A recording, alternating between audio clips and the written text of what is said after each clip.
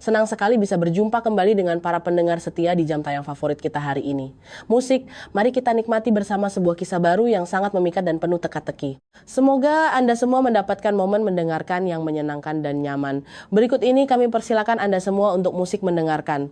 Hari di mana aku mengandung anak pertamaku adalah hari di mana aku kehilangan suami yang kucintai lebih dari nyawaku sendiri.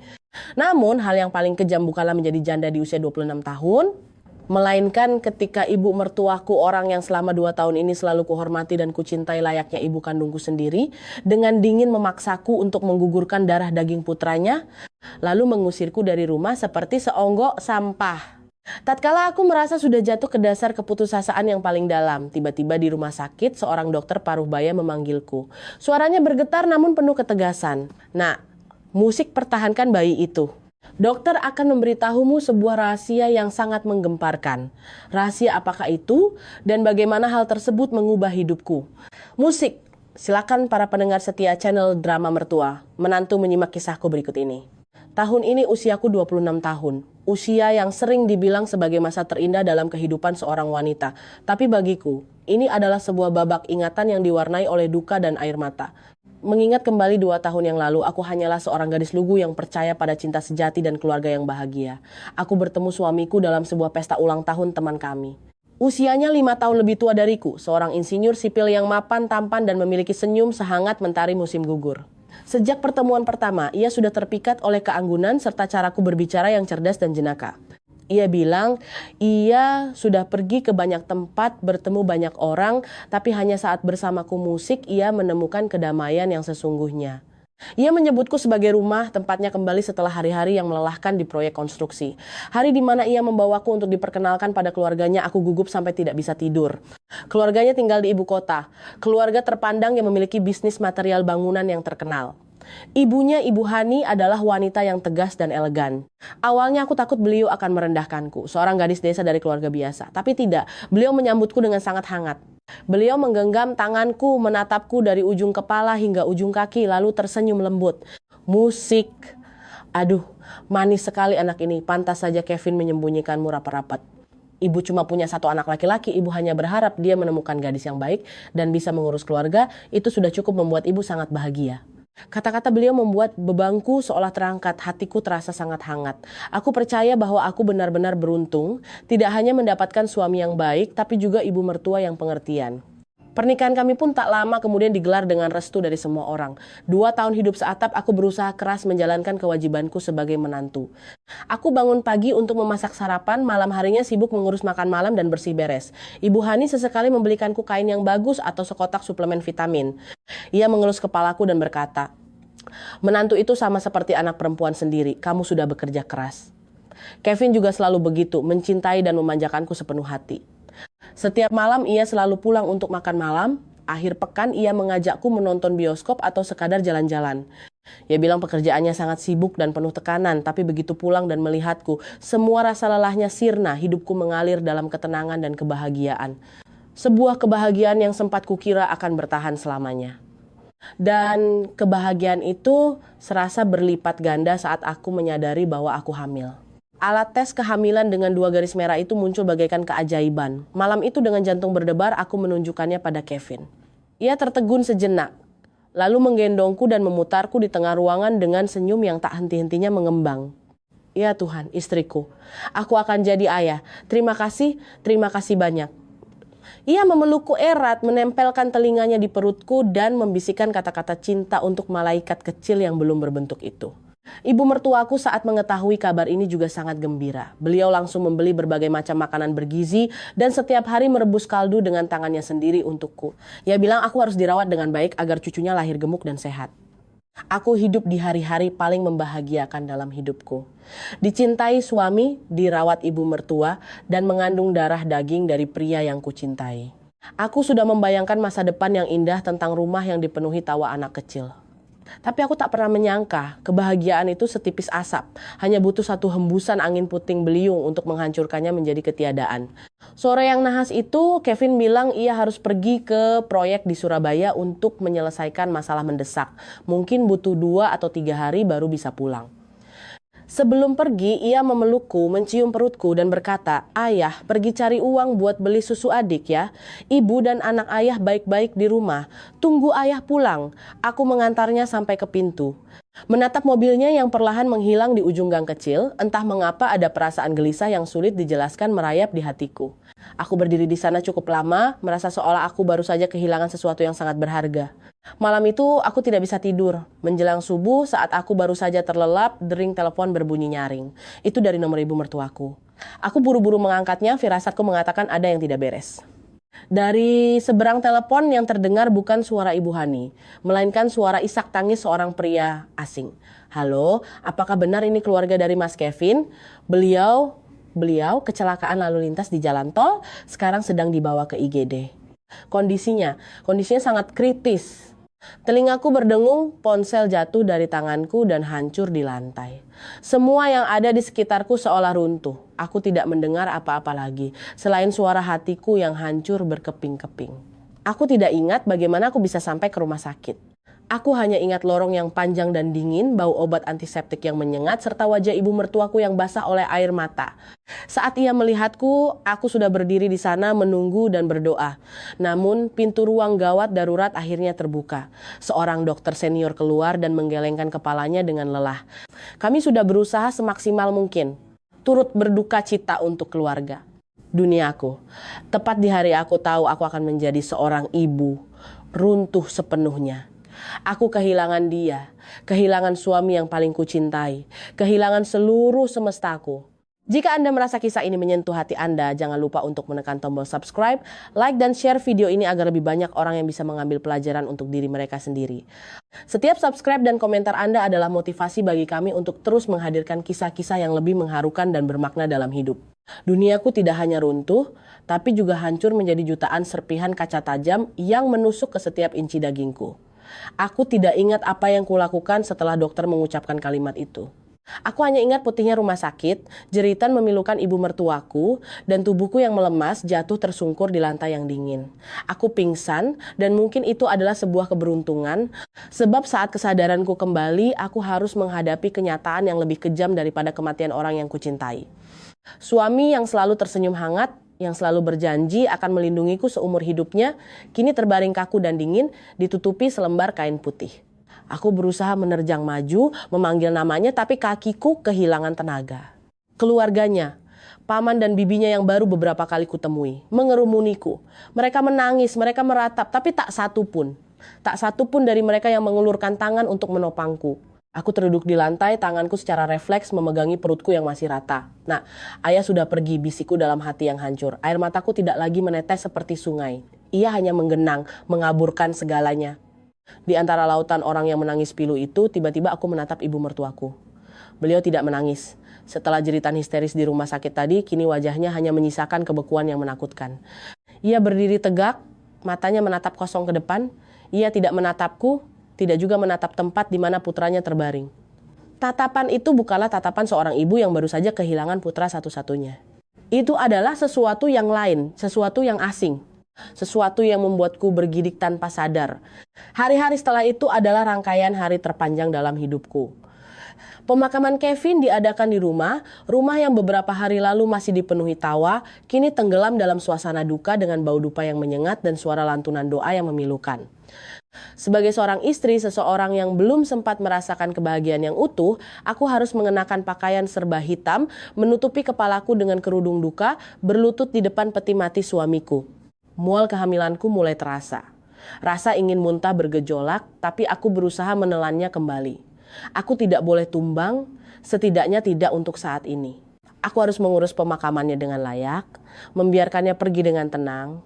Pelayat yang datang sangat banyak teman-temannya, rekan bisnis perusahaannya, kerabat jauh maupun dekat.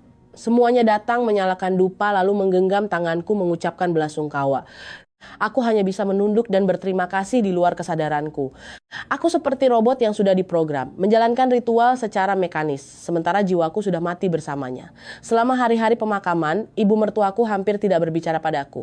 Ia hanya duduk menyambut tamu-tamu penting keluarga, wajahnya tetap dingin dan tanpa ekspresi. Hanya jika ada yang menanyaiku, ia melirikku lalu melontarkan kalimat sinis yang tajam bagai pisau. Dia itu masih muda dan bodoh, mana tahu apa-apa, semua urusan ini aku yang tangani sendiri. Atau saat ada kerabat yang kasihan melihatku, mengatakan bahwa aku baru saja hamil tapi sudah tertimpa musibah, beliau akan menghela napas panjang dengan nada meremehkan. Nasibnya memang begitu, mau bagaimana lagi? Orang bilang perempuan pembawa sial.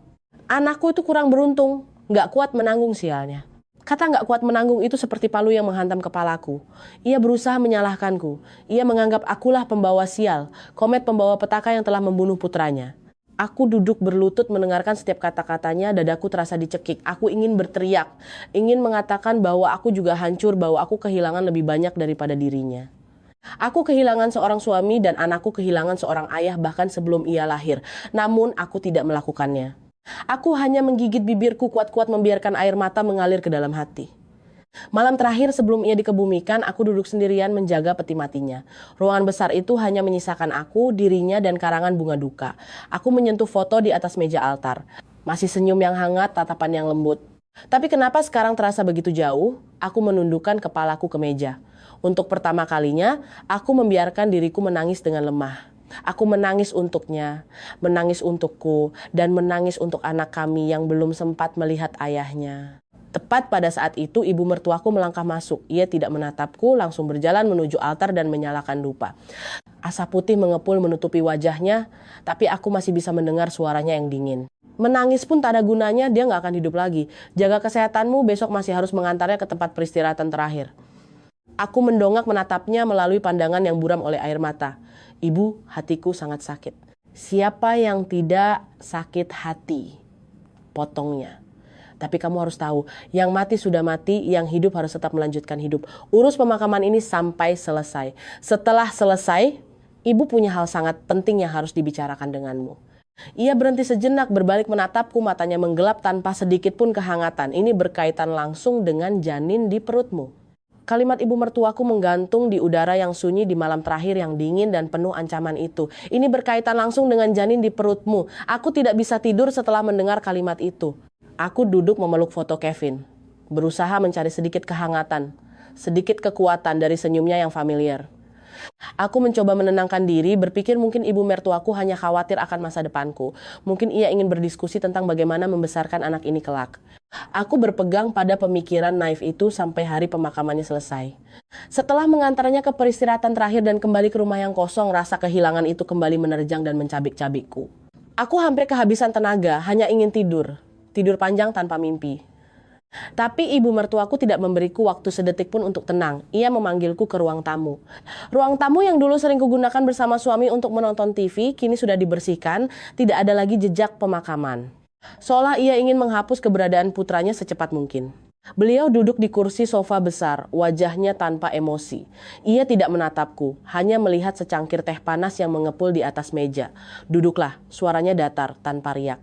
Aku duduk dengan ragu di kursi di hadapannya. Kedua tanganku bertaut erat di atas paha.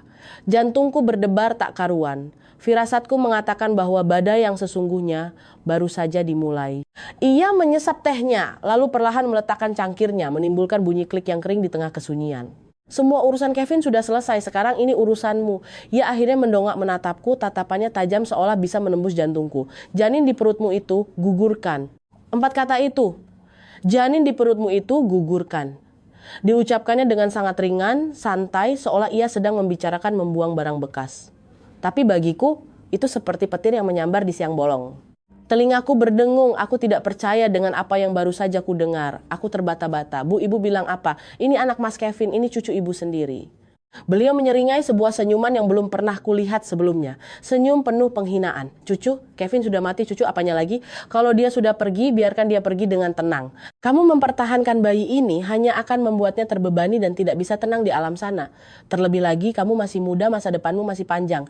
Apa kamu mau menanggung beban ini seumur hidup? Keluarga ini tidak bisa menanggung beban tambahan lagi. Setiap kata, setiap kalimatnya bagaikan pisau tak kasat mata yang mencabik-cabik hatiku. Ternyata begitu. Ia tidak menganggap bayi ini sebagai cucunya. Ia hanya menganggapnya sebagai beban, sebuah rintangan. Alasan agar Kevin bisa pergi dengan tenang hanyalah sebuah alasan yang sangat kejam dan konyol. Aku bersimpuh di lantai, merangkak ke kakinya, menarik ujung bajunya, air mataku berlinang. Ibu, aku mohon, jangan paksa aku melakukannya. Ini adalah satu-satunya darah daging peninggalan Mas Kevin. Aku rela tidak mendapatkan apa-apa. Aku rela keluar dari rumah ini. Tapi kumohon, biarkan aku mempertahankan anakku. Aku akan membesarkannya sendiri tanpa merepotkan ibu. Aku memohon, aku merendahkan diriku serendah-rendahnya. Namun balasannya hanyalah kedinginan yang kejam. Beliau menepis tanganku, berdiri dengan kasar. Aku gak mau banyak bicara. Aku beri kamu dua pilihan. Pergi ke klinik sendiri untuk membereskannya. Atau aku yang akan pakai caraku. Jangan sampai kamu menyesal nanti. Tidak, aku gak akan menggugurkan anakku. Lebih baik ibu bunuh saja aku. Teriakku putus asa. Perlawananku sepertinya membuat kesabarannya habis. Ia masuk ke kamar dan tak lama kemudian keluar membawa sebuah tas kecil dan segepok uang. Ia melemparkan uang itu ke depanku. Lembaran-lembaran uang itu berhamburan di lantai. Ambil uang ini dan angkat kaki dari rumahku. Ini alamat kliniknya, aku sudah mengatur semuanya. Kamu tinggal sebut namamu dan mereka tahu apa yang harus dilakukan. Ucapnya dengan nada datar dan dingin. Mulai sekarang, kamu bukan lagi menantu keluarga ini. Semua urusan kita selesai. Setelah berkata demikian, ia berbalik menuju pintu. Aku masih duduk terpaku di lantai, menatap uang yang berserakan, menatap kartu nama klinik bersalin, lalu menatap punggungnya. Aku mengerti sekarang. Semua kasih sayang dan perhatiannya selama ini hanyalah kepalsuan. Mereka hanya membutuhkanku saat putra mereka masih hidup. Kini, setelah ia tiada, aku dan anak di kandunganku hanyalah gangguan yang harus disingkirkan. Pintu rumah dibanting hingga tertutup. Suara debuman yang keras dan tak berperasaan itu memutus total tali ikatan terakhir antara aku dan keluarga ini. Aku diusir dari rumah pada sore hari di tengah hujan gerimis. Aku hanya sempat meraih beberapa helai pakaian dan tas kecil yang sudah disiapkan Ibu Hani. Aku berdiri di tengah hujan yang sedingin es. Tanganku memeluk erat perutku yang belum membesar. Aku tidak tahu harus pergi kemana, tidak tahu apa yang akan terjadi besok. Dunia yang begitu luas seakan tak menyisakan satupun tempat bernaung untukku dan anakku. Tiba-tiba, sebuah alamat terlintas di kepalaku, satu-satunya tempat yang dilemparkan Ibu Hani padaku sebelum ia membanting pintu. Langit Jakarta, mengapa sore yang hujan ini terasa begitu menyedihkan dan dingin? Ataukah karena hatiku yang sudah menjadi abu, sehingga kemanapun aku memandang, semuanya terlihat kelabu dan penuh duka? Aku terus berjalan tanpa arah. Air hujan yang dingin bercampur dengan air mata panas yang membasahi wajahku, membasahi jiwaku. Aku tidak punya tempat untuk dituju. Rumah orang tuaku? Tidak, aku tidak bisa. Aku tidak sanggup membiarkan ibuku, wanita yang bekerja keras seumur hidup membesarkanku, melihat putri satu-satunya dalam keadaan yang hancur dan menyedihkan seperti ini. Betapa hancurnya hati ibuku nanti, betapa khawatirnya ia hingga memutihkan rambutnya. Aku tidak ingin menjadi beban bagi ibuku, apalagi di saat seperti ini. Tas kecil di pundakku terasa sangat berat, bukan karena berisi baju-baju lusuh, tapi karena ia menanggung masa depan yang suram dan tanpa jalan keluar bagi kami berdua. Aku berjalan bagai hantu di antara arus manusia yang bergegas. Mereka punya payung, punya jas hujan, punya tempat untuk pulang. Sedangkan aku tidak punya apa-apa. Aku melewati sebuah taman kecil, melihat sebuah keluarga sedang berteduh di bawah kanopi area bermain. Sang suami melepas jaketnya, menyampirkannya ke bahu istrinya, lalu keduanya menunduk menatap anak mereka yang tertidur lelap di dalam stroller. Pemandangan yang sederhana dan hangat itu mengiris hatiku layaknya sembilu. Beberapa hari yang lalu aku juga bagian dari keluarga seperti itu. Aku juga punya Kevin. Kami bermimpi tentang hari-hari seperti itu, tentang mendorong stroller bersama, melihat anak kami tumbuh dewasa. Tapi kini semuanya hanyalah mimpi yang hancur berkeping-keping. Kakiku terasa mau copot, aku terduduk di bawah kanopi pinggir jalan meringkuk di sudut yang tersembunyi. Perutku mulai berbunyi karena lapar, tapi tenggorokanku terasa terkunci. Tak ada satu makanan pun yang bisa kutelan. Kubawa tanganku yang sedingin es ke perutku, tempat di mana sesosok nyawa mungil sedang tumbuh hari demi hari. Nyawa tak berdosa yang harus ikut menanggung badai dahsyat kehidupan bersama ibunya. Nak, maafkan ibu. Ibu terlalu lemah. Apa yang harus ibu lakukan sekarang? Bisikku di tengah hujan. Air mata kembali mengalir. Dalam keputusasaan yang memuncak, aku merogoh saku, mengeluarkan kartu nama kusut yang dilemparkan Ibu Hani padaku. Klinik bersalin kasih ibu. Nama yang terdengar begitu damai, namun mengapa nasibku begitu penuh badai? Mungkin ini satu-satunya jalan keluar. Mungkin ibu mertuaku benar, aku tidak bisa menanggung beban ini sendirian. Aku tidak punya rumah, tidak punya uang, tidak punya siapa-siapa di sisiku. Dengan apa aku akan menghidupi anak ini? Mempertahankannya. Bukankah itu egois? Memaksanya menderita bersama ibu yang tak punya apa-apa sepertiku. Ribuan pertanyaan menyiksa pikiranku. Akhirnya, aku berdiri dan memberhentikan taksi. Kusebutkan alamatnya pada sopir, suaraku serak dan kosong.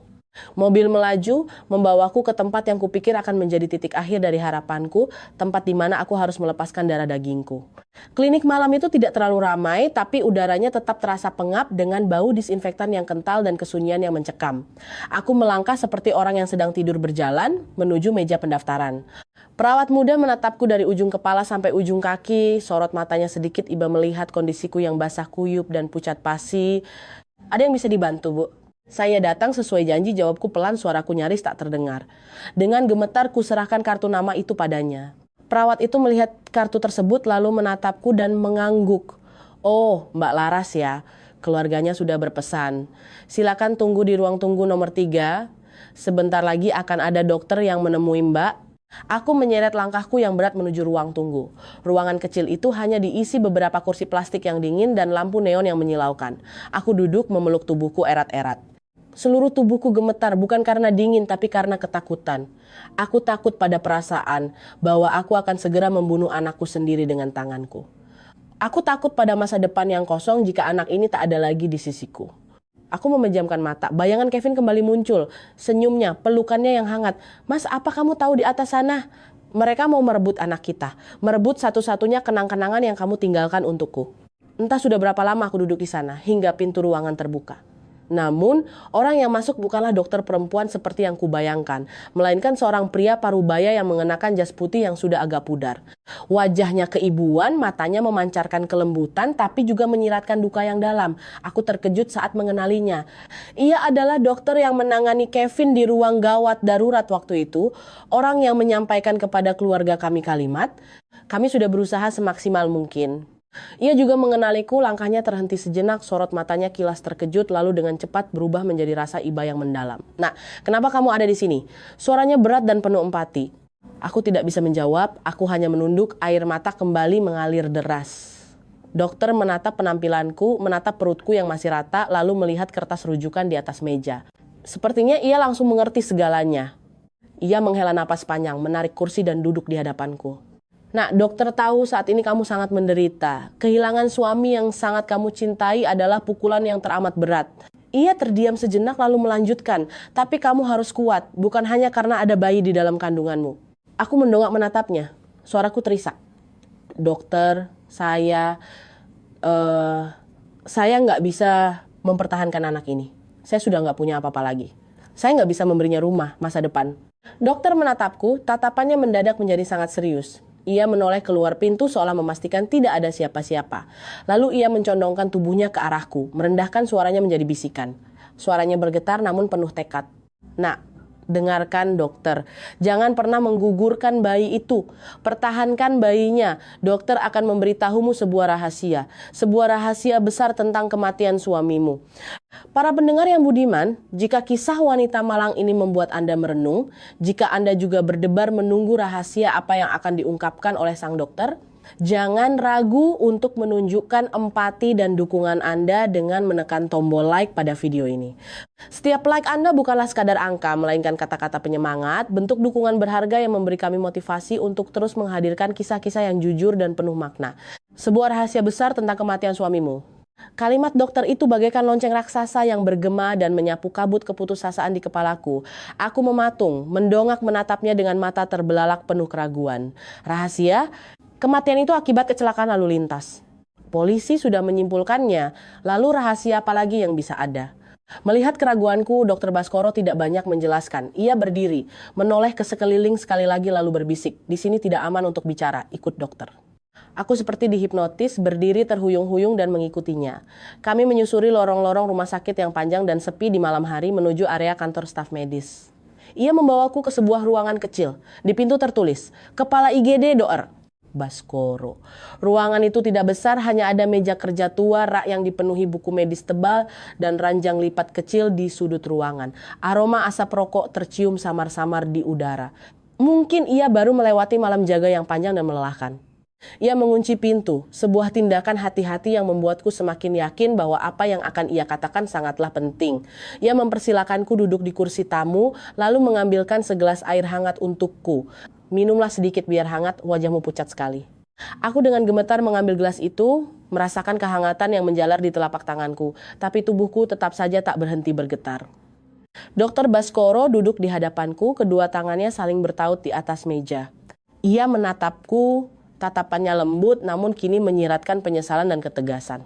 Nah, apa yang akan dokter katakan ini mungkin akan membuatmu lebih syok daripada saat mendengar suamimu meninggal. Tapi dokter sudah memikirkannya berkali-kali, dokter tidak bisa diam lagi. Diam saat ini berarti berkomplot dengan kejahatan.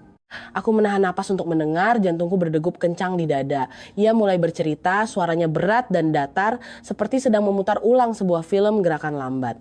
Hari itu, saat suamimu dibawa ke sini, kondisinya sangat kritis. Dokter yang langsung menanganinya.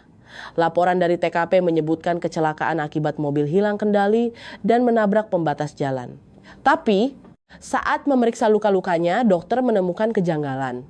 Ia berhenti sejenak, menyesap tehnya. Luka di kepala Kevin tidak seperti luka akibat benturan ke setir atau kaca depan. Itu adalah luka robek yang sangat dalam dan rapi, seperti dihantam keras dari belakang oleh benda tumpul bersudut tajam. Seluruh tubuhku membeku. Dokter Baskoro melanjutkan, belum cukup sampai di situ, di pergelangan tangan dan pergelangan kakinya ada bekas memar yang terlihat seperti bekas ikatan yang sangat kuat dalam waktu lama. Dan yang paling aneh, dalam sampel darahnya kami menemukan kandungan obat penenang dalam jumlah kecil.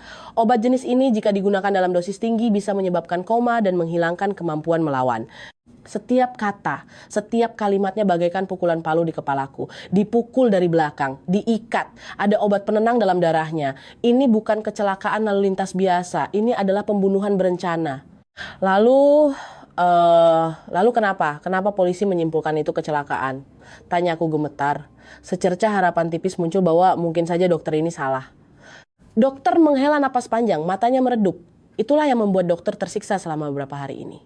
Tepat setelah menemukan kejanggalan itu, dokter berniat melapor ke pihak penyidik. Tapi saat itu juga, ibu mertuamu, Ibu Hani, menemui dokter secara pribadi. Ia ragu sejenak lalu melanjutkan, beliau memberikan dokter sejumlah uang yang sangat besar dan meminta dokter tutup mulut, meminta dokter menulis di rekam medis bahwa ini murni kecelakaan. Beliau beralasan tidak ingin membesar-besarkan masalah karena takut merusak reputasi keluarga, takut putranya sudah meninggal tapi masih jadi bahan pergunjingan orang. Aku terdiam kaku. Ibu mertuaku, dia yang berusaha menutupi kebenaran. Kenapa dia melakukan itu? Jika putranya dibunuh, seorang ibu yang normal pasti akan melakukan apapun untuk menuntut keadilan. Kenapa dia malah ingin mengubur semuanya? Dokter menerima uang itu? Tanyaku dengan suara yang hampir pecah. Dokter Baskoro menggeleng, senyum sedih terlintas di bibirnya. Dokter sudah mengabdi selama hampir 40 tahun, hati nurani dokter tidak mengizinkan dokter melakukannya. Dokter menolak, tapi beliau tidak berhenti sampai di situ. Beliau menggunakan cara lain untuk mengancam dokter. Ia menunjuk sebuah foto gadis kecil cantik yang ada di meja kerjanya. Itu cucu dokter. Dia butuh biaya besar untuk operasi jantung. Ibu Hani entah bagaimana menyelidiki dan mengetahui kondisi keluarga dokter. Beliau bilang, kalau dokter tidak menurut, cucu dokter tidak akan pernah punya kesempatan untuk dioperasi di rumah sakit terbaik. Rasa sesak di tenggorokanku memuncak. Wanita yang pernah kupanggil ibu, ternyata bisa menggunakan cara selicik dan sekeji itu untuk mengancam seorang dokter tua, hanya untuk menutupi kejahatan. Aku tidak menangis, air mataku sepertinya sudah mengering. Sebagai gantinya, ada rasa amarah yang memuncak. Jadi dokter setuju? Tanyaku dengan nada dingin. Dokter Baskoro menunduk, wajahnya penuh penyesalan. Dokter minta maaf, nak. Dokter kurang berani. Dokter memilih diam, dokter mengubah rekam medisnya sesuai kemauan ibumu. Tapi nurani dokter tidak tenang, apalagi setelah dokter tahu beliau tega memaksamu menggugurkan bayimu. Dokter tahu dokter tidak bisa diam lebih lama lagi. Dokter harus mengatakan kebenarannya. Ia berdiri menuju lemari besi di sudut ruangan, membukanya dengan hati-hati. Ia mengeluarkan sebuah plastik barang bukti kecil. Di dalamnya ada benda yang berkilauan. Ia meletakkannya di atas meja, tepat di depanku. Nah, dokter tidak hanya punya cerita. Ini adalah barang yang dokter temukan saat memeriksa tubuh suamimu. Benda ini disembunyikan sangat rapi di dalam lapisan dompetnya. Aku dengan tangan gemetar membuka plastik bukti itu. Di dalamnya ada sebuah flash disk USB berbahan metal dan secari kertas yang dilipat rapi. Aku membuka kertas itu. Tulisan tangan Kevin yang sangat kukenal tampak berantakan dan gemetar seperti ditulis dengan tergesa-gesa. Untuk Laras, Istriku tersayang, jika kamu membaca pesan ini berarti aku sudah tidak ada lagi. Jangan percaya siapapun, termasuk ibu. Temui dokter Baskoro di rumah sakit. Semua kebenaran ada di dalam USB ini. Hiduplah dengan baik dan besarkan anak kita. Aku mencintaimu. Kertas itu terlepas dari tanganku, seluruh tubuhku gemetar hebat. Jadi dia sudah tahu. Dia sudah memprediksi nasibnya. Dia telah berusaha meninggalkan jalan keluar untukku, sebuah petunjuk untuk mengungkap kebenaran. Dan ibunya, orang yang melahirkannya, adalah orang yang ia peringatkan agar tidak kupercayai. Rasa dingin yang mencekam menjalar di tulang belakangku. Sebenarnya keluarga macam apa yang kumasuki ini? Orang-orang yang pernah hidup bersamaku, siapa mereka sebenarnya? Jangan percaya siapapun, termasuk ibu. Wasiat Kevin yang tertulis berantakan di secari kertas kecil itu menyayat hatiku lebih perih dari ribuan tusukan pisau. Aku duduk mematung di ruang kerja Dr. Baskoro, tanganku menggenggam erat USB yang dingin itu.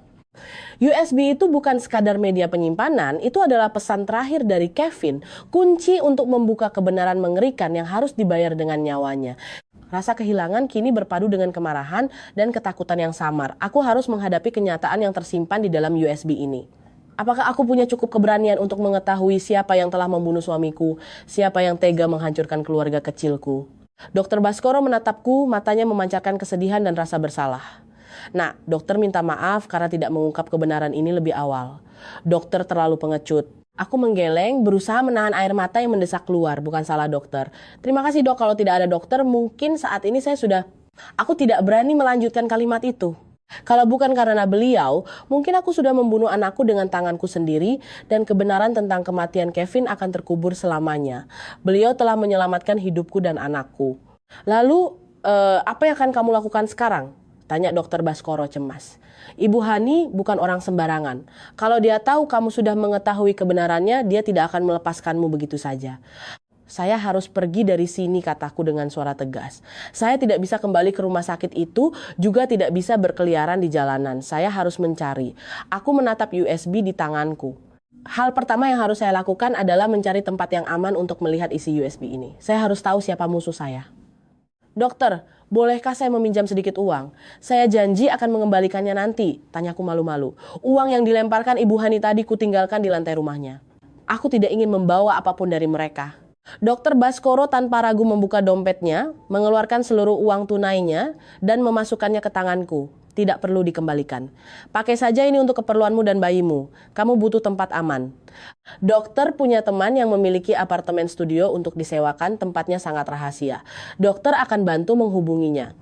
Malam itu, Dr. Baskoro secara pribadi mengantarku ke sebuah kompleks apartemen di distrik lain, jauh dari rumah sakit dan rumah mertuaku. Apartemennya kecil, hanya ada satu kamar tidur dan ruang tamu. Perabotannya sederhana tapi bersih dan hangat. Untuk pertama kalinya dalam beberapa hari, aku bisa merasakan keamanan. Setelah Dr. Baskoro pamit, sambil mengingatkanku untuk mengunci pintu dan merahasiakan alamat ini, aku dengan gemetar menancapkan USB itu ke laptop tua yang dipinjamkan dokter. Layar komputer menyala, aku membuka folder di USB tersebut. Di dalamnya tidak banyak file, hanya ada beberapa dokumen yang dinamai dengan deretan angka acak. Dan semuanya dilindungi oleh password. Hatiku mencelos. Kevin berhati-hati sekali, ia mengenkripsi semuanya. Bagaimana aku bisa membukanya? Aku mencoba berbagai password yang familiar. Tanggal lahirnya, tanggal lahirku, hari pernikahan kami, semuanya salah. Aku mulai panik, semalaman suntuk, aku duduk di depan layar, mencoba ratusan kemungkinan. Apa passwordnya? Sebuah kenangan kami, sebuah nama, tempat? Kepalaku pusing berputar, kenangan tentangnya membanjir masuk, terasa manis tapi juga begitu menyakitkan. Menjelang pagi, saat aku hampir menyerah, aku teringat sebuah detail kecil. Dulu saat kami masih pacaran, kami sering pergi ke kafe kecil di pinggir danau. Di sana ada pohon flamboyan tiruan. Cuman pertama kami terjadi di bawah pohon itu. Hari itu dia mengukir inisial kami di meja kayu kecil kafe itu. Hari itu tanggal 25. Angka yang sangat spesial bagi kami. Ia sering bercanda bahwa itu adalah angka takdir. Dengan tangan gemetar aku mengetikkan angka 25 di kolom password. Aku tidak berani melihat layar, aku hanya memejamkan mata dan menekan tombol enter. Terdengar bunyi klik pelan. Saat aku membuka mata, foldernya terbuka. File-file dengan nama misterius itu kini bisa dibaca. Kontrak Nusantara, rekening Bank Swiss, rekaman rapat pemegang saham, dan sebuah video berjudul pengakuan. Air mataku kembali mengalir deras, dia masih mengingatnya. Kevinku masih mengingatnya. Bahkan di saat-saat paling berbahaya, ia masih menggunakan kenangan kami untuk melindungi rahasianya. Aku tidak berani membuang waktu sedetik pun. Aku menarik napas dalam-dalam, mengarahkan kursor ke file pertama dan mengkliknya. Aku tahu, sejak detik ini, aku melangkah masuk ke dunia yang gelap. Dunia penuh intrik dan kejahatan yang selama ini Kevin lawan sendirian. Dan aku juga tahu, seburuk apapun kebenarannya, aku harus melangkah hingga akhir untuk membersihkan nama suamiku. Namun aku tidak menyangka bahwa apa yang akan kuungkapkan ini jauh lebih mengerikan dari bayanganku. Ini bukan sekadar pelanggaran bisnis biasa, ini adalah rahasia hitam yang disembunyikan selama beberapa generasi di dalam keluarganya. Tanganku gemetar saat mengklik file teks berjudul Kontrak Nusantara. Jantungku berdetak tak keruan, penasaran sekaligus takut. Aku takut menghadapi kenyataan yang terlalu kejam. Kenyataan yang akan menghancurkan citra keluarga suamiku yang selama ini kuhormati. Tapi aku tahu tak ada jalan kembali. Aku memejamkan mata, menarik napas panjang, lalu mengklik 2 kali. Di layar muncul sebuah kontrak konstruksi yang dipenuhi angka-angka dan pasal-pasal rumit. Awalnya aku tidak paham, aku hanya tahu itu adalah proyek resort mewah pinggir pantai. Proyek yang belum pernah kudengar dari Kevin atau keluarganya. Aku membaca baris demi baris, kata demi kata, hingga sebuah detail kecil di bagian lampiran membuatku membeku. Biaya material bahan bangunan digelembungkan di markup secara tak wajar, 3 kali lipat lebih tinggi dari harga pasar. Dan perusahaan yang memonopoli suplai material proyek tersebut, sebuah PT bernama Sinar Makmur, ternyata memiliki alamat pendaftaran bisnis yang persis sama dengan alamat rumah pribadi sepupu jauh dari pihak ibu mertuaku. Rasa dingin merayapi tulang belakangku. Ini bukan kontrak bisnis biasa. Ini adalah proyek fiktif, sebuah perusahaan cangkang untuk menguras uang proyek, untuk menggelapkan dana. Aku terus membuka file yang lain.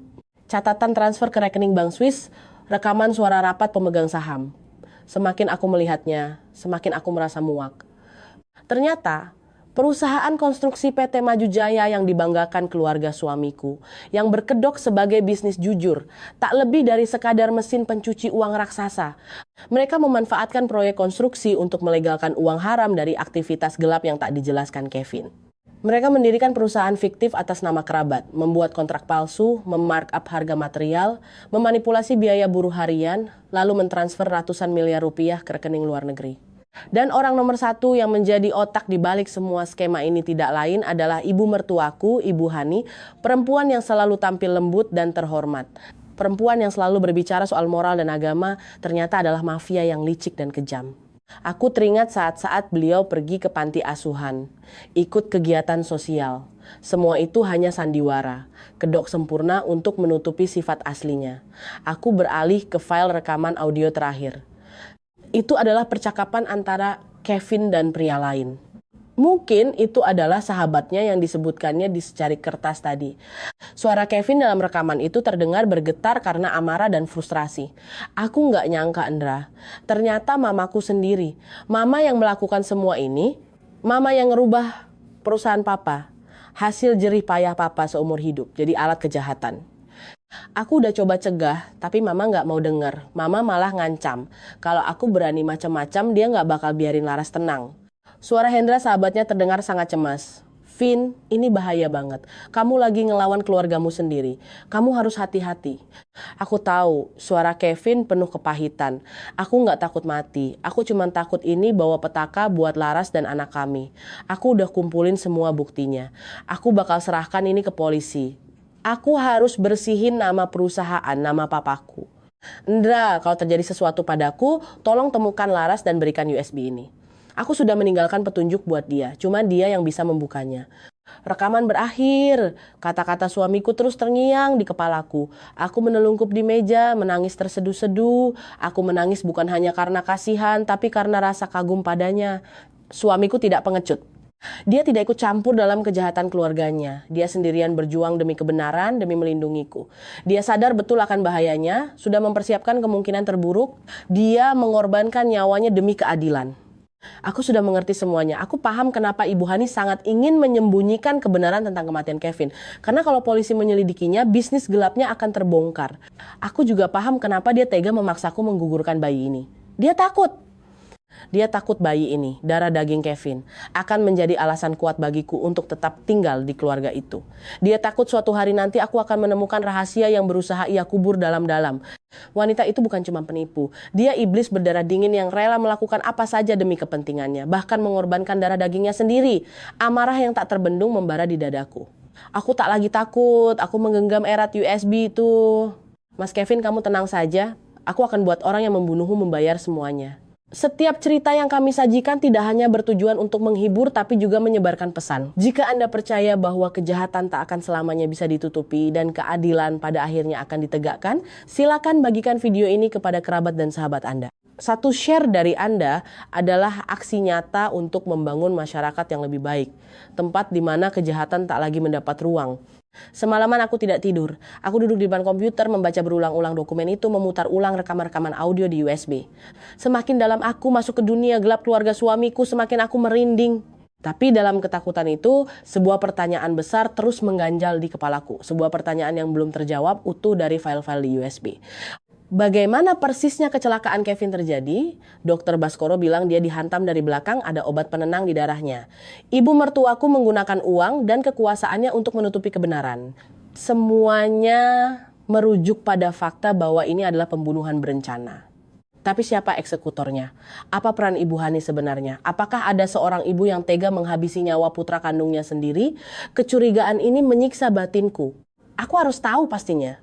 Aku harus menemukan siapa yang secara langsung merenggut nyawa Kevin. Aku membuka lagi file video satu-satunya di USB itu. File bernama pengakuan.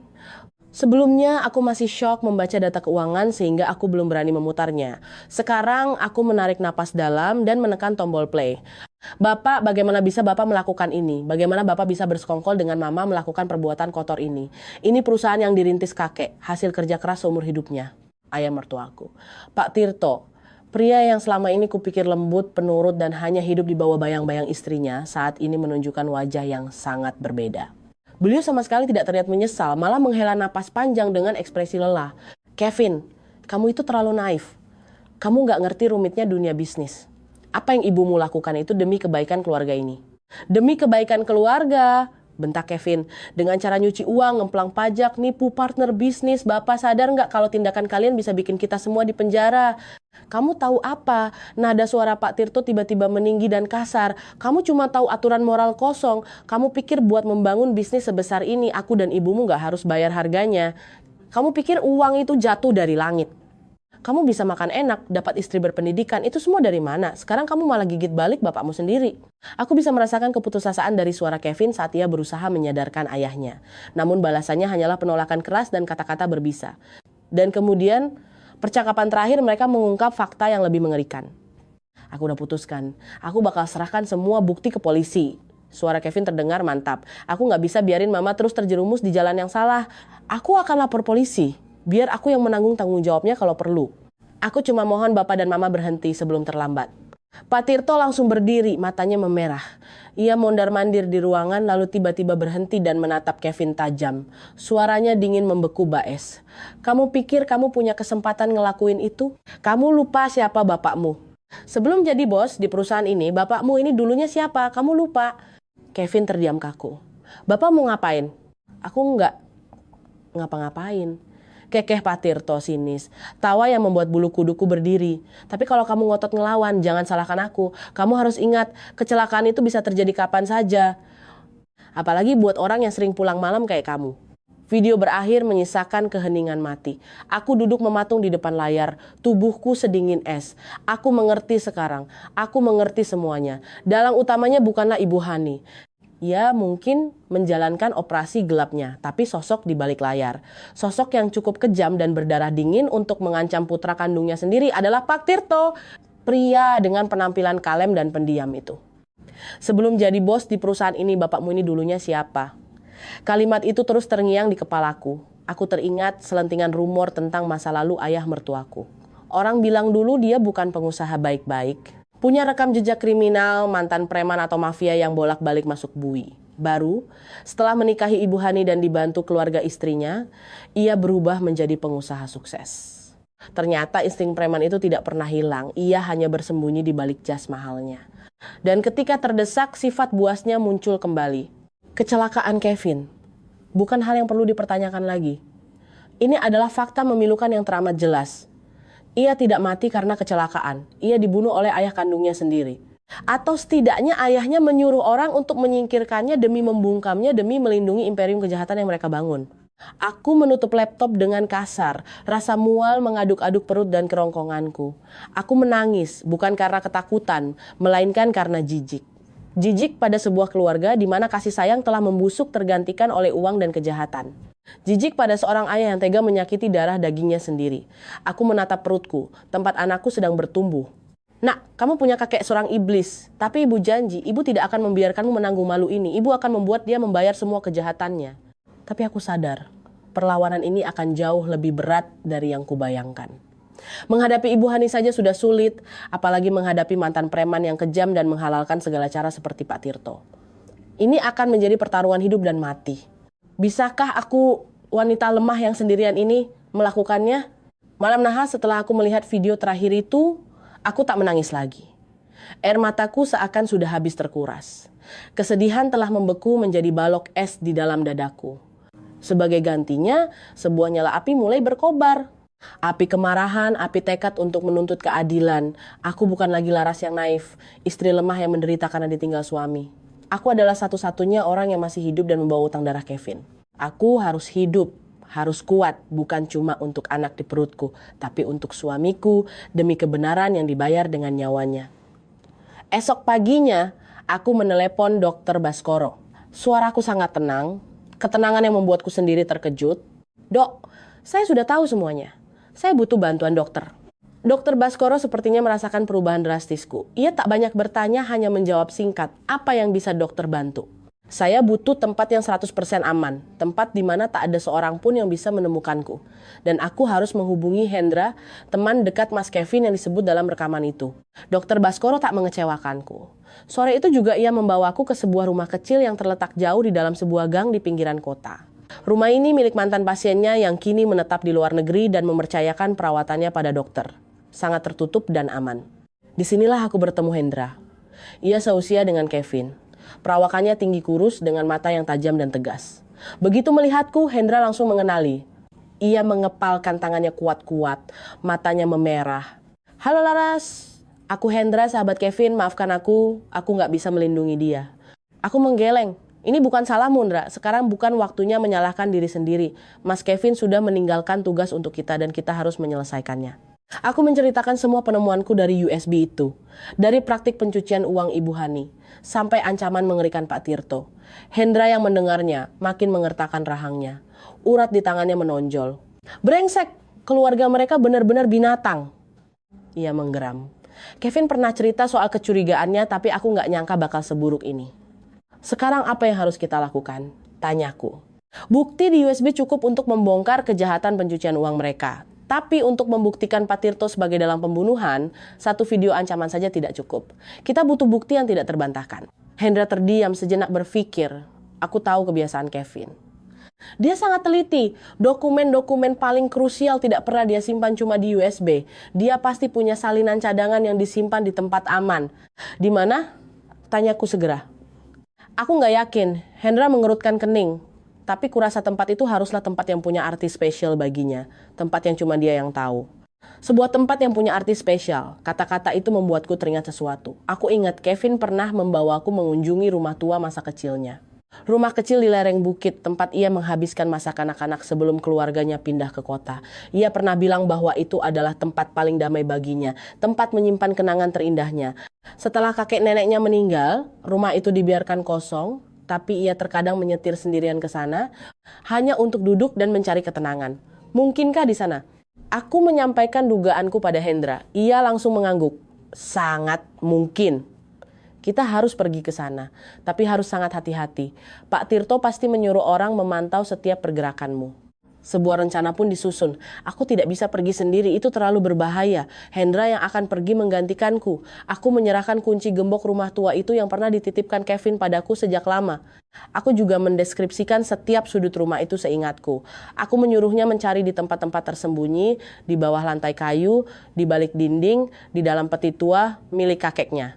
Sementara Hendra berangkat ke kampung halaman Kevin untuk mencari bukti, aku pun tidak tinggal diam. Aku memulai tugasku sendiri. Aku menghubungi ibuku. Kali ini aku tak menangis, tak ada kelemahan. Aku menceritakan dengan tenang seluruh fakta tentang keluarga suamiku dan rencana jahat mereka. Ibuku yang mendengarnya terdiam sangat lama. Aku bisa merasakan amarah yang mendidih di dadanya dari helaan napas beratnya di seberang telepon. Akhirnya ia berkata, "Nak, apa yang harus ibu lakukan?" "Aku butuh bantuan ibu," ujarku dengan nada dingin dan penuh tekad.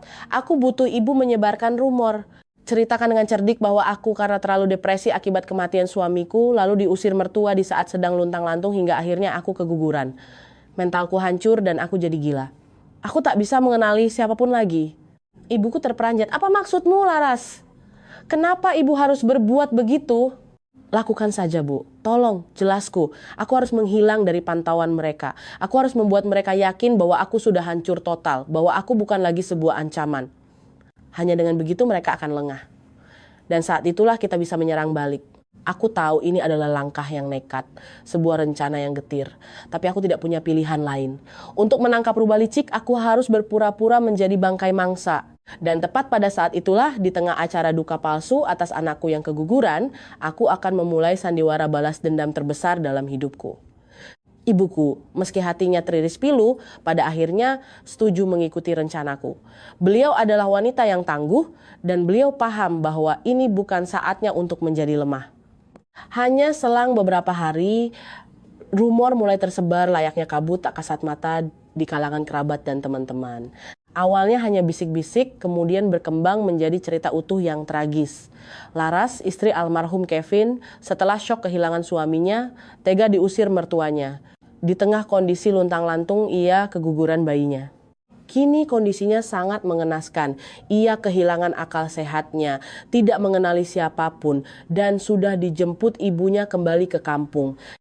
Cerita itu dirangkai dengan sempurna, memancing empati mendalam dari siapa saja yang mendengarnya, serta hujatan tak henti kepada keluarga mertuaku yang kejam. Aku yakin rumor ini juga sampai ke telinga keluarga mereka. Dan sesuai dugaanku, mereka menelan cerita itu bulat-bulat, mereka pasti bernapas lega. Seorang wanita gila miskin tanpa anak, apalagi yang bisa ia perbuat. Ancaman terakhir di mata mereka telah tercabut.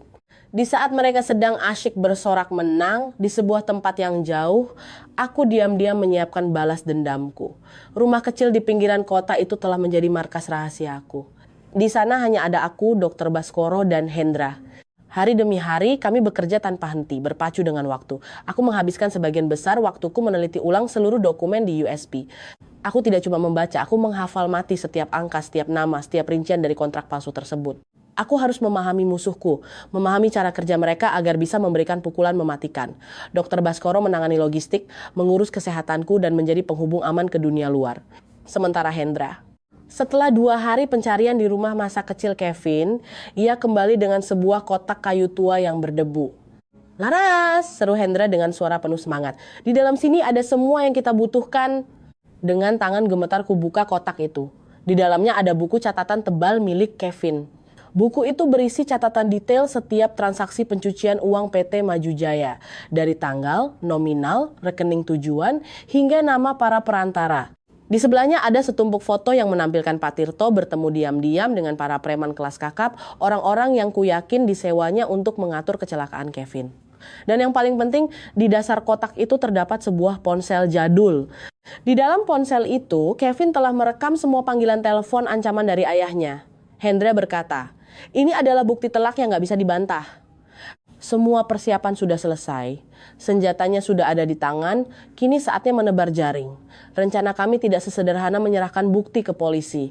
Cara itu terlalu mudah bagi mereka. Kami ingin mereka hancur kehilangan segalanya dan merasakan bagaimana rasanya terdesak di ujung jurang, sama seperti yang mereka lakukan kepadaku dan Kevin. Sasaran pertama kami adalah sosok yang paling rakus akan harta dan tahta, Ibu Hani. Berdasarkan dokumen Kevin, kami tahu bahwa Ibu Hani sedang bersiap melakukan transaksi terbesar dalam sejarahnya. Mengakuisisi proyek real estate resort mewah pinggir pantai senilai triliunan rupiah. Beliau membutuhkan dana segar untuk uang muka dan ia sedang mencari mitra investor dari Singapura. Seorang nyonya kaya raya yang terkenal berani membuang uang bernama Nyonya Tania. Aku menatap Hendra dan Dr. Baskoro. Senyum sinis mengembang di bibirku. Aku yang akan jadi Nyonya Tania itu. Sandiwara baru dimulai dan ini jauh lebih rumit daripada sandiwara keguguranku. Dengan bantuan Hendra, aku merancang identitas baru yang sempurna. Seorang diaspora pengusaha sukses dari Singapura yang tajir melintir dan sedang mencari peluang investasi di tanah air. Aku mengubah gaya rambut, make up, serta berlatih slang bahasa Inggris ala sosialita. Ibuku secara diam-diam menjual beberapa petak tanah di kampung, mengumpulkan sedikit modal agar aku tampak meyakinkan. Kami menyewa kamar di Hotel Bintang 5 dan menyewa tim bodyguard profesional. Semuanya dipersiapkan untuk menciptakan ilusi crazy rich yang tak mungkin diragukan. Melalui perantara yang sudah kami atur, aku secara kebetulan diperkenalkan dengan Ibu Hani. Pertemuan pertama berlangsung di salah satu restoran paling mewah di Jakarta. Aku masuk dengan gaun desainer yang anggun, perhiasan berlian palsu yang tampak berkilau, diikuti 2 bodyguard bertubuh besar. Ibu Hani menatapku, matanya berbinar melihat mangsa berduit di depan mata. Ia sama sekali tidak mengenaliku. Di matanya saat itu, aku bukanlah Laras, menantu gila dan miskin yang diusirnya. Aku adalah tambang emas, crazy rich yang sangat ingin ia ajak kerjasama. Makan malam berjalan mulus.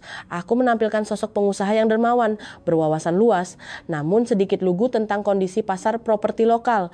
Ibu Hani berusaha keras membujukku menggambar ilusi keuntungan yang fantastis. Aku berpura-pura tertarik. Proyek ibu sangat menarik, kataku. Untuk menunjukkan niat baik, saya bisa memberikan uang muka dalam jumlah besar. Tapi ada satu syarat. Ibu harus memberikan saya rekam jejak keuangan PT Maju Jaya secara detail dalam 3 tahun terakhir, beserta daftar pemegang saham dan mitra utama. Tim legal saya di Singapura perlu melakukan audit due diligence terlebih dahulu. Keserakahannya membuatnya benar-benar buta dan lengah. Ia mengangguk dengan semangat tanpa ragu sedikit pun. Oh, tentu saja. Tentu saja, Nyonya. Besok saya suruh staf, saya mengantarkannya langsung. Umpannya dimakan. Bukan cuma memakan umpan, dia sendiri yang menyerahkan pancingnya pada kami. Ia tak pernah menyangka bahwa dokumen yang ia berikan padaku akan menjadi surat tuntutan terakhir yang ia tulis sendiri untuk menghancurkan kerajaan bisnis kotornya. Siapa menabur angin akan menuai badai. Sesuai janjinya, keesokan harinya seorang staf PT Maju Jaya datang ke hotelku membawa koper kulit tebal. Ibu Hani, saya sangat menghargainya, jawabku di telepon dengan nada manis dan sedikit angkuh. Silakan diperiksa, Nyonya. Kalau ada yang ingin didiskusikan, saya siap kapan saja. Baik, akan saya periksa, balasku dingin dan memutus panggilan. Begitu telepon dimatikan, aku dan Hendra segera membuka koper itu. Di dalamnya terdapat laporan keuangan, daftar pemegang saham, dan kontrak kerja sama PT Maju Jaya selama 3 tahun terakhir. Ibu Hani terlalu percaya diri, terlalu serakah hingga buta. Ia pikir angka-angka yang sudah dimanipulasinya itu sempurna dan bisa mengelabui auditor manapun. Tapi dia tidak tahu, kami tidak perlu repot mencari kesalahan di dalam berkas itu. Kami hanya perlu mencocokkannya dengan buku catatan harian Kevin. Dia sendiri yang masuk ke perangkap kami. Lihat ini, seru Hendra dengan nada penuh kemenangan. Dokumen-dokumen ini, jika digabungkan dengan buku harian Kevin, adalah bukti tak terbantahkan tentang rekayasa pembukuan, penggelapan pajak, dan penipuan terstruktur yang dia lakukan. Namun rencana kami tidak berhenti sampai di sini. Membongkar kejahatan ekonomi Ibu Hani barulah langkah pertama. Target utama kami adalah Pak Tirto, dalang sesungguhnya di balik kematian Kevin. Aku tahu beliau adalah rubah tua yang sangat licik dan sangat berhati-hati. Beliau tidak akan mudah masuk jebakan seperti istrinya. Untuk menangkapnya, kami butuh umpan yang lebih kuat. Dan umpan itu tak lain adalah Ibu Hani sendiri. Setelah beberapa hari pura-pura melakukan audit, aku kembali menjadwalkan pertemuan dengan Ibu Hani di klub eksklusif para pengusaha. Kali ini aku menunjukkan kepuasan yang luar biasa. Ibu Hani, pengacara saya telah memeriksa dengan saksama. Secara garis besar, tidak ada masalah berarti. Saya siap berinvestasi, kataku. Mata Ibu Hani langsung berbinar, dia buru-buru menyambar tanganku. Oh, itu keputusan yang sangat tepat. Nyonya nggak akan pernah menyesal. Aku menarik tanganku pelan, mengubah nada bicaraku menjadi lebih serius. Tapi saya punya satu permintaan terakhir. Permintaan yang menyangkut keamanan dan kepercayaan. Saya dengar suami ibu, Pak Tirto, adalah orang yang punya jaringan sangat luas dan dihormati di kalangan tertentu. Saya ingin bertemu langsung dengan beliau. Saya ingin beliau yang menjamin keamanan investasi saya ini. Ibu tahu kan, bisnis di Indonesia ini hukum formal itu satu hal, tapi hukum rimba itu hal yang lain. Saya butuh sosok yang kuat untuk membackup proyek kita. Permintaanku tepat mengenai kebanggaan Ibu Hani. Ia selalu membanggakan masa lalu suaminya yang ditakuti. Fakta bahwa seorang investor kelas atas dari Singapura menaruh hormat pada reputasi suaminya membuat hidungnya kembang kempis. Ia langsung menyetujuinya tanpa curiga. Oh, itu urusan gampang. Nyonya tenang saja. Suami saya pasti akan bertemu Nyonya. Dia jamin tak akan ada yang berani mengganggu proyek kita. Jebakan kedua sudah terpasang. Aku tahu Pak Tirto pasti setuju. Selain untuk memamerkan kekuasaannya, ia pasti ingin menilai sendiri tambang emas asal Singapura ini. Ia tak akan melewatkan kesempatan semenggiurkan ini. Pertemuan diatur pada Sabtu malam di sebuah restoran mewah dengan private room yang menghadap langsung ke kerlap-kerlip Bundaran HI di pusat kota. Tempat elit tapi cukup privat untuk membicarakan bisnis besar. Sebelumnya, Hendra dan anak buahnya sudah memasang kamera serta alat perekam mikro di seluruh sudut ruangan. Segalanya telah dipersiapkan untuk babak final. Malam itu, aku dan timku datang lebih awal. Aku duduk di ruang VIP, menatap gemerlap lampu malam ibu kota. Hatiku terasa aneh, begitu tenang. Tidak ada ketakutan, tidak ada gugup. Hanya ada tekad yang mengeras bagai batu karang. Malam ini aku akan berhadapan langsung dengan pria yang telah membunuh suamiku. Aku akan menatap matanya dan memaksanya membayar setiap tetes darah yang tumpah. Tepat jam 8 malam, pintu ruang VIP terbuka. Ibu Hani masuk terlebih dahulu, disusul Pak Tirto di belakangnya. Pak Tirto mengenakan setelan jas gelap, tubuhnya masih tegap, tapi sorot matanya setajam elang penuh selidik. Ia menatapku dari ujung kaki hingga ujung kepala. Tatapan menilai dari seekor serigala kepada mangsanya. Selamat malam Nyonya Tania, ku dengar Anda punya niat baik ingin bertemu saya, sapanya suaranya berat dan serak. Selamat malam Bapak Tirto. Aku tersenyum dan mengulurkan tangan. Saya sudah lama mendengar reputasi Anda, baru malam ini kita berkesempatan bertatap muka. Ia menjabat tanganku, genggamannya kuat, ada sedikit penekanan untuk menguji. Makan malam dimulai, suasana di meja cukup kaku. Mereka bicara soal bisnis, soal proyek, soal return. Aku menimpali dengan lihai, memainkan peran wanita tajir yang sedikit naif. Setelah beberapa gelas wine, aku mulai memutar arah percakapan ke titik yang aku inginkan. Pak Tirto, saya benar-benar terkesan dengan cara kerja Bapak dan Ibu. Sangat berani dan efisien. Ucapku sambil menatap lurus ke matanya. Saya dengar, demi mencapai kesuksesan seperti sekarang ini, Bapak harus membereskan banyak orang yang menghalangi jalan. Benarkah begitu, Pak? Pak Tirto tersenyum sinis. Senyum yang penuh kesombongan. Dunia bisnis itu medan perang, Nyonya. Kadang untuk sukses, kita harus melakukan hal-hal yang orang biasa tidak berani lakukan. Mereka yang lemah dan tidak bisa membaca situasi akan tersingkir. Itu sudah hukum alam. Oh begitu, aku mengangguk pelan seolah mengaguminya. Bahkan, meskipun orang yang menghalangi itu adalah darah daging Bapak sendiri, pertanyaanku seketika membuat senyum di bibir Pak Tirto membeku. Ibu Hani di sebelahnya langsung pucat pasi. Suasana di dalam ruangan mendadak berat dan mencekam. Pak Tirto memicingkan matanya menatapku, suaranya berubah menjadi sangat dingin dan penuh ancaman. Apa maksud Anda, Nyonya? Aku tahu, ini adalah saatnya aku membuka kartu. Apa maksud Anda? Suara Pak Tirto sudah kehilangan keramahannya. Ibu Hani meremas serbet di tangannya hingga kusut. Sepertinya ia mulai merasa ada sesuatu yang sangat salah. Udara di dalam ruang VIP yang mewah itu seakan membeku, tegang seperti tali busur yang akan putus. Tapi aku tidak takut lagi. Aku sudah menunggu momen ini terlalu lama. Aku meletakkan gelas wineku ke atas meja. Terdengar bunyi klik pelan yang memecah keheningan layaknya pelatuk pistol yang ditarik dalam babak terakhir sandiwara ini. Aku mendongak menatap langsung ke sepasang mata serigala tua itu. Senyum di bibirku lenyap digantikan oleh kedinginan yang menusuk tulang. Maksud saya, masa Bapak tidak mengerti? Pak Tirto. Aku tak lagi menyebutnya dengan nada hormat. Aku menggeram pelan. Atau sebaiknya ku sebut saja namamu yang sebenarnya. Sebuah nama yang mungkin sudah lama tak berani diucapkan orang. Pak Tirto tertegun, urat di matanya memerah. Ibu Hani tergagap, Nyonya apa yang Anda bicarakan? Pasti ada salah paham di sini. Salah paham? Aku tertawa, tawa yang getir dan penuh sarkasme. Tidak ada salah paham, Bu Hani. Sandiwara kalian memang hebat. Hampir saja menipuku. Tapi sayangnya, kalian lupa satu hal. Kertas tidak akan pernah bisa membungkus api. Aku tak membiarkan mereka mencerna kalimatku. Aku berdiri dan melangkah menuju TV layar datar berukuran besar di dinding. Dari dalam tas mewahku, aku mengeluarkan USB flash disk peninggalan Kevin dan menancapkannya ke port TV. Biar kutunjukkan pada kalian sebuah sandiwara lain. Sandiwara berjudul Kebenaran. Aku menekan tombol play. Layar TV menyala. Bukan menampilkan film atau acara TV, melainkan rekaman video dari ruang kerja Pak Tirto. Lalu, suara pertengkaran antara Pak Tirto dan Kevin bergema jelas di seluruh ruangan. Setiap patah kata, setiap kalimat dari awal saat Kevin menemukan skandal cuci uang hingga ancaman terakhir dari Pak Tirto. Kamu harus ingat, kecelakaan itu bisa terjadi kapan saja. Wajah Pak Tirto berubah dari pucat menjadi kebiruan. Ibu Hani merosot di kursinya, memegangi kepalanya dan tubuhnya gemetar hebat. Dari mana? Dari mana kamu dapat video itu? Jerit Ibu Hani. Dari mana? Aku menoleh dengan mata menyala penuh kebencian. Dari anak laki-laki yang kalian bunuh dengan kejam. Aku tidak memberi mereka sedetik pun untuk bernapas. Aku terus memutar rekaman audio, menampilkan file-file dokumen, laporan keuangan dan rekening bank. Semua bukti kejahatan yang dikumpulkan Kevin dengan nyawanya kini telanjang bulat di depan mata mereka. Kamu siapa sebenarnya? Pak Tirto akhirnya meraung. Suaranya parau karena marah dan panik. Ia tak lagi peduli pada wibawanya. Sisi preman di dalam dirinya telah sepenuhnya mengambil alih. Kamu gak mungkin si wanita gila dari Singapura itu. Kamu siapa? Dengan perlahan, kulepaskan lensa kontak berwarna coklat, memperlihatkan bola mata hitam asliku.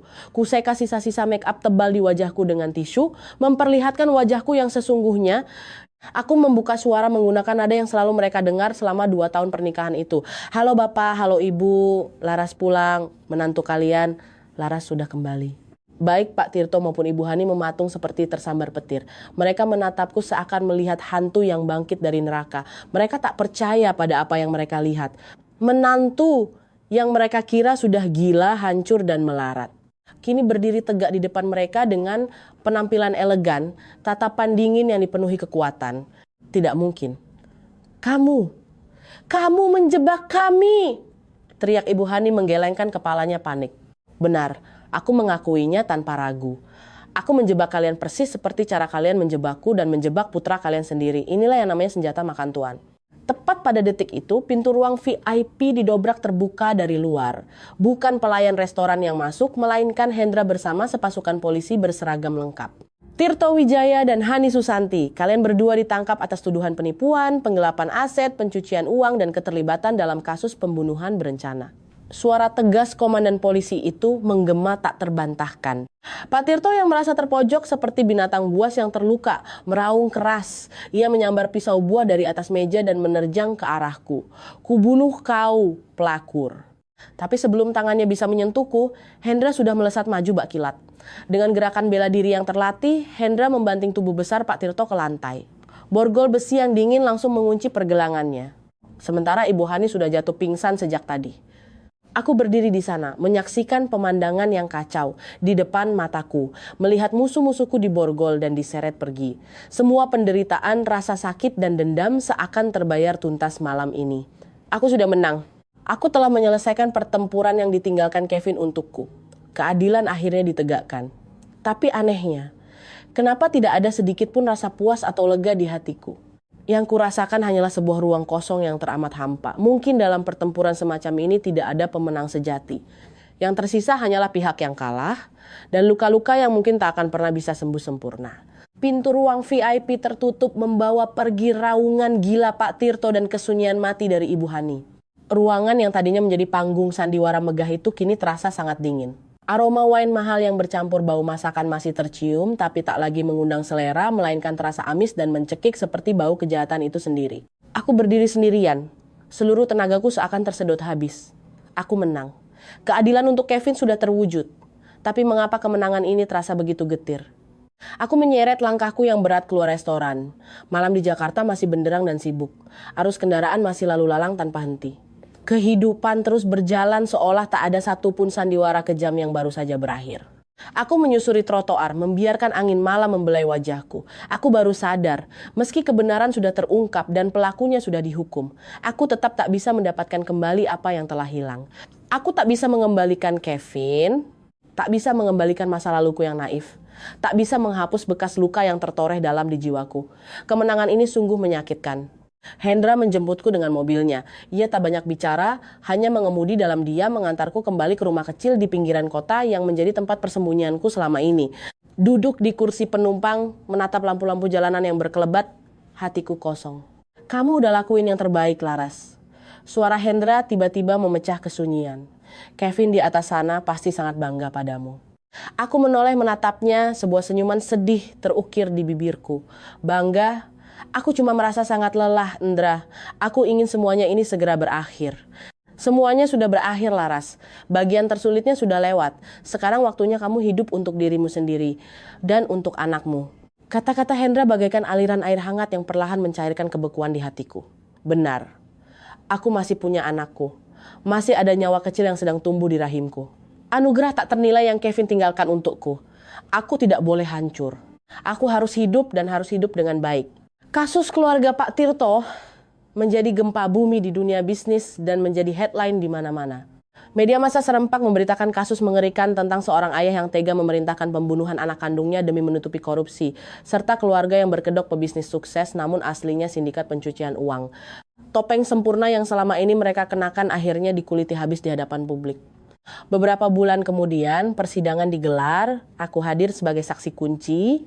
Aku berdiri di depan majelis hakim, menceritakan dengan tenang seluruh kronologi kejadian, dari penipuan yang kualami hingga rencana balas dendamku. Aku menatap lurus ke arah Pak Tirto dan Ibu Hani, orang-orang yang pernah menjadi bagian keluargaku. Mereka tak berani balas menatapku. Mereka terus menunduk menghindari pandangan. Sikap arogan mereka di masa lalu lenyap tak berbekas, menyisakan dua orang yang tampak sangat memprihatinkan dan penuh kehinaan. Dengan bukti-bukti yang sangat kuat mulai dari flash disk Kevin, buku catatan harian, hingga rekaman audio dan video penyadapan kami pengadilan tak butuh waktu lama untuk menjatuhkan vonis. Pak Tirto sebagai otak utama pembunuhan berencana dan pencucian uang dijatuhi hukuman paling maksimal, hukuman mati. Ibu Hani sebagai komplotan aktif dan atas berbagai kejahatan ekonomi lainnya dijatuhi hukuman penjara seumur hidup. Kerabat-kerabat mereka yang lain yang ikut menikmati hasil korupsi juga divonis dengan hukuman yang setimpal. Saat hakim mengetuk palu, aku tak menangis. Aku hanya merasakan kelegaan yang luar biasa. Semua dendam sudah lunas. Keadilan, meski datang terlambat, akhirnya benar-benar terwujud. Ketika aku melangkah keluar dari gedung pengadilan, kilatan blitz kamera wartawan langsung menyilaukanku. Tapi kali ini, tatapan mereka bukanlah tatapan sinis atau kepo pada korban yang malang, melainkan tatapan kagum dan hormat. Mereka tidak lagi memandangku sebagai janda yang teraniaya. Mereka memandangku layaknya seorang pahlawan, simbol ketangguhan dan keberanian seorang wanita. Aku tak menjawab pertanyaan apapun. Aku hanya berjalan menembus kerumunan itu dalam diam. Aku tahu perang yang sesungguhnya sudah usai.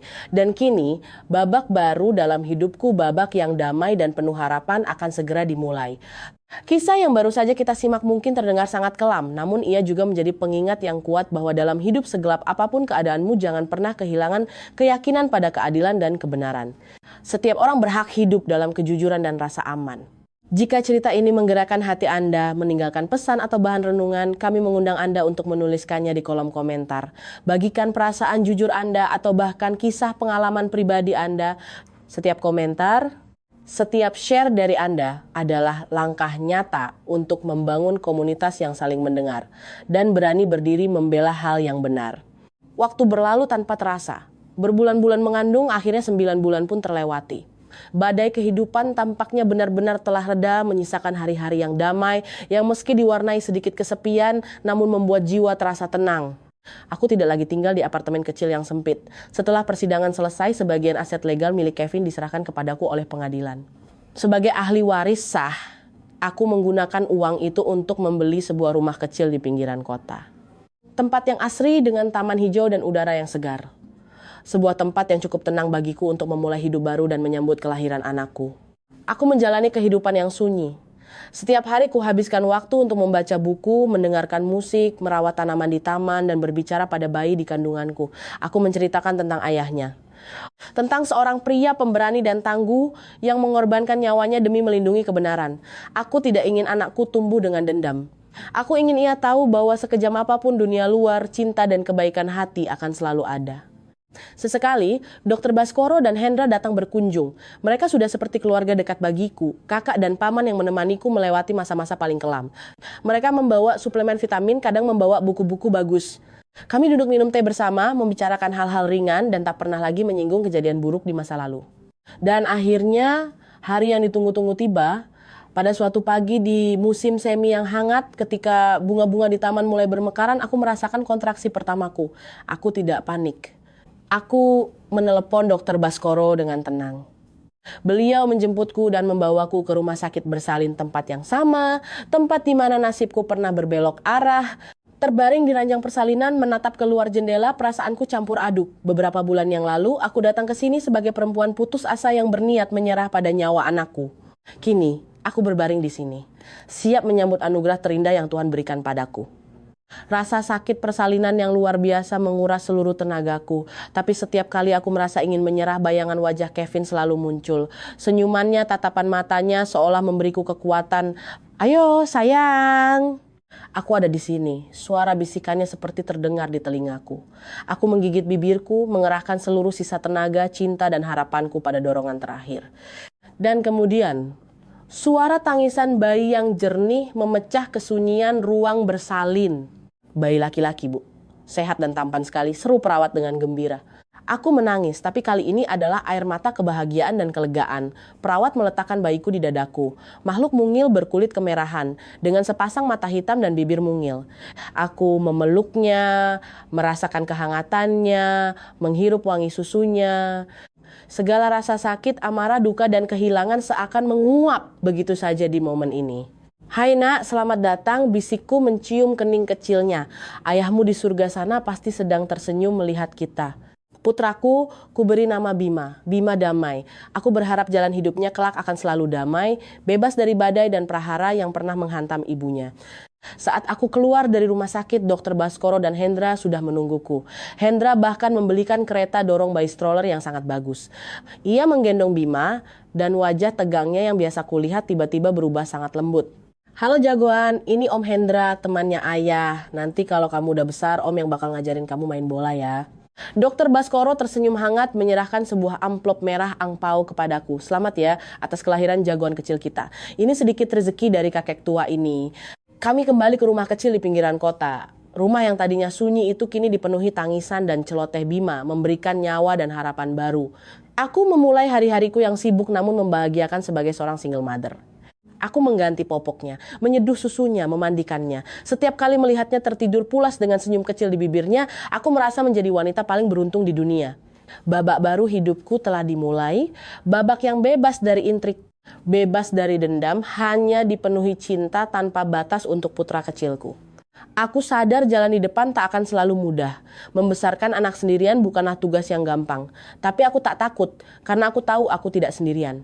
Ada Bima, ada sahabat-sahabat yang baik di sisiku, dan tentu saja ada cinta dan keberanian Kevin yang selalu melindungiku dari atas sana. Namun, akankah kedamaian ini bertahan selamanya? Tahun berganti tahun berlalu layaknya aliran sungai yang tenang, membawa serta luka masa lalu, menyisakan endapan kedamaian dan harapan di hidupku. Bima kini sudah berusia 5 tahun. Bocah itu tumbuh pintar, ceria, dan sangat penyayang. Matanya sangat mirip dengan mata ayahnya Kevin, dalam dan bersinar.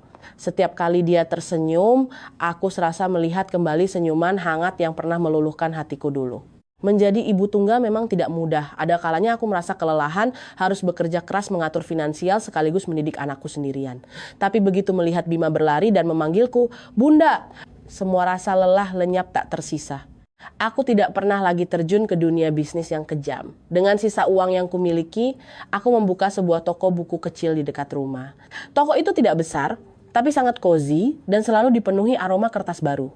Toko itu bukan sekadar tempatku mencari nafkah, tapi juga pelabuhan tempatku mencari ketenangan jiwa. Ku beri nama toko itu Toko Buku Damai sebagai doa untuk Bima dan untuk hidupku sendiri. Pelangganku rata-rata adalah warga sekitar dan anak-anak sekolah. Mereka datang bukan hanya untuk beli buku, tapi juga untuk membaca, minum secangkir teh, dan mengobrol santai. Toko buku kecilku menjadi sudut paling damai di tengah riuhnya kehidupan kota. Sesekali Dr. Baskoro dan Hendra datang mampir. Dr. Baskoro yang sudah pensiun menganggap Bima seperti cucunya sendiri. Setiap akhir pekan ia sering mengajak Bima pergi memancing. Hendra masih tetap single, sifatnya pendiam dan kalem, tapi setiap kali datang, ia selalu membawakan mainan baru untuk Bima. Ia sabar duduk merakit robot mainan bersama bocah itu berjam-jam lamanya. Aku tahu mereka sedang menepati janji untuk menjaga kami, dan aku sangat berterima kasih untuk itu. Tentang keluarga mantan mertuaku. Setelah Pak Tirto dieksekusi mati, dan Ibu Hani dipenjara seumur hidup, Imperium, PT, Maju Jaya, runtuh total. Kerabat-kerabat mereka yang ikut korupsi juga mendekam di jeruji besi. Aku tak pernah lagi memedulikan nasib mereka. Utang nyawa sudah lunas, keadilan sudah ditegakkan. Aku hanya berharap mereka menghabiskan sisa hidup mereka di sel tahanan dengan menyesali dosa-dosa mereka. Namun pada suatu sore di musim panas, saat aku sedang merapikan rak buku, seorang wanita dengan ragu-ragu melangkah masuk. Ia memakai baju lusuh, wajahnya kuyuk keriput, rambutnya sudah memutih semua. Aku mematung sejenak saat menyadari bahwa itu adalah Ibu Hani. Ia tidak lagi terlihat seperti nyonya besar yang elegan dan angkuh. Hukuman seumur hidupnya mungkin telah mendapat pengurangan karena remisi berkelakuan baik, atau karena alasan kesehatan yang tak kuketahui. Ia menatapku, matanya yang dulu setajam silet, kini meredup, hanya menyisakan kelelahan dan penyesalan mendalam. Ini Ibu Laras. Suaranya terdengar sangat parau. Aku terdiam, tak tahu harus merespons apa. Tanganku tanpa sadar mencengkeram erat buku yang kupegang. Matanya menyapu sekeliling toko buku, lalu berhenti pada sebuah foto bingkai di dinding yang memajang fotoku dan Bima. Anak itu, dia sudah besar sekali ya, mirip sekali dengan Kevin waktu masih kecil. Air mata mulai menetes di pipinya yang keriput. Laras. Ibu tahu, tak ada kata yang bisa membenarkan kelakuan ibu. Ibu datang bukan untuk meminta maaf. Ibu cuma ingin melihat cucu ibu satu kali ini saja. Sebelum ibu pergi ke tempat yang jauh, aku menatapnya. Menatap wanita yang pernah menyiksaku dengan begitu kejam. Entah mengapa, rasa benci di dadaku seolah menguap, hanya menyisakan kepahitan yang samar. Waktu dan penderitaan telah menggerus habis semuanya. Aku memanggil Bima yang sedang asyik membaca buku anak-anak di sudut ruangan. Bima, kesini sayang. Bocah itu berlari kecil mendekat. Ia menatap Ibu Hani dengan mata bulatnya yang polos, tanpa rasa takut. Halo nenek, sapanya sopan. Ibu Hani berlutut dengan tubuh gemetar, mengulurkan tangannya yang kasar dan kurus. Ia ingin mengelus pipi Bima, tapi menariknya kembali karena tak berani. Anak pintar, isaknya tertahan. Kalau sudah besar nanti jangan seperti nenek ya, jadilah orang baik, sayangi semua orang. Setelah mengatakan itu, ia buru-buru berdiri dan berbalik pergi. Seakan takut jika tinggal lebih lama, ia akan hancur oleh rasa penyesalannya sendiri. Aku berdiri menatap punggung bungkuknya yang perlahan menghilang di ujung jalan. Setetes air mata jatuh di pipiku. Masa lalu yang kelam sepahit apapun itu mungkin memang sudah saatnya ditutup. Bunda, nenek itu kok menangis? Bima menarik ujung bajuku dengan polosnya. Aku berlutut, memeluknya erat dan mencium rambutnya yang lembut. Iya sayang, nenek menangis karena dia menyesali kesalahan yang pernah dibuatnya. Ingat ya Bima, setiap orang bisa berbuat salah. Tapi yang paling penting adalah menyadari kesalahan itu dan berusaha menjadi orang yang lebih baik. Malam itu, setelah Bima tertidur, aku duduk sendirian di toko buku yang diterangi lampu kuning yang hangat. Aku membuka kembali buku harianku yang lama, membalik ke halaman terakhir dan menulis. Hidup adalah perjalanan panjang yang penuh persimpangan tak terduga. Sempat aku merasa telah jatuh ke jurang terdalam, tapi cinta dan keyakinanlah yang menarikku bangkit. Aku belajar untuk memaafkan. Bukan karena mereka layak dimaafkan, tapi karena jiwaku berhak untuk merasakan kedamaian. Masa lalu tertinggal di belakang, masa depan masih menjadi rahasia. Tapi aku tahu selama ada Bima di sisiku, selama jantungku masih berdetak, aku akan terus tersenyum dan melangkah maju ke arah matahari yang selalu terbit. Aku menutup buku harianku, menatap keluar jendela, melihat langit malam yang ditaburi bintang-bintang berkelap-kelip. Bintang yang paling terang di atas sana seolah berkedip padaku, seperti sebuah sapaan rindu. Senyuman Kevin dari tempat yang jauh. Aku membalas senyumannya. Aku dan Bima hidup dengan sangat baik, Mas. Kamu bisa beristirahat dengan tenang sekarang. Halo para pendengar setia, demikianlah kisah yang penuh derai air mata dan kekuatan dari seorang Laras telah sampai pada akhirnya. Terima kasih telah menemani saya menelusuri babak demi babak kisah ini.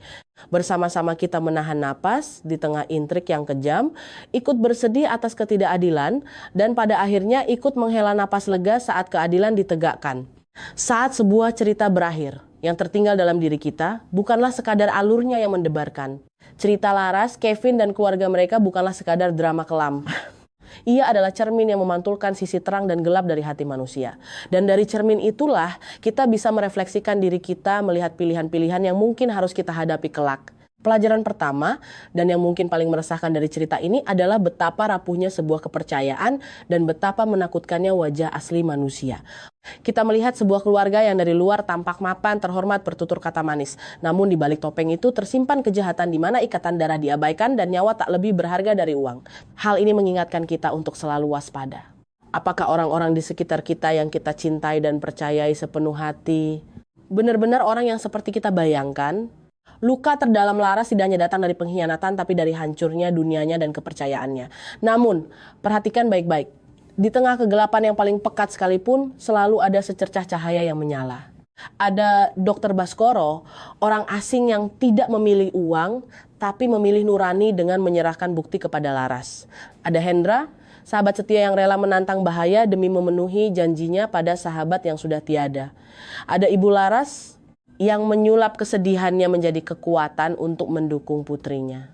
Pesan yang bisa kita petik adalah, jangan karena segelintir orang jahat, kita buru-buru menghakimi seluruh isi dunia. Kehidupan ini memang rumit, hati manusia memang sulit ditebak. Akan ada saatnya kita kecewa dan tersakiti karena dibohongi. Tapi jangan biarkan hal itu membuat kita kehilangan kepercayaan pada kemanusiaan dan kebaikan. Jadilah orang yang lebih bijaksana. Belajarlah membekali diri dengan pengetahuan agar bisa membedakan mana emas dan mana loyang. Dan yang paling penting, saat Anda kesulitan, percayalah bahwa di luar sana masih ada orang-orang seperti Dr. Baskoro dan Hendra yang bersedia mengulurkan tangan. Jangan mengurung diri dalam rasa sakit dan diam sendirian. Pelajaran kedua, dan mungkin pesan terkuat dari kisah ini adalah ketangguhan luar biasa dari seorang perempuan. Di awal cerita, Laras adalah istri yang lembut, naif, dan menggantungkan hidupnya pada sang suami. Ia rentan dan mudah terluka.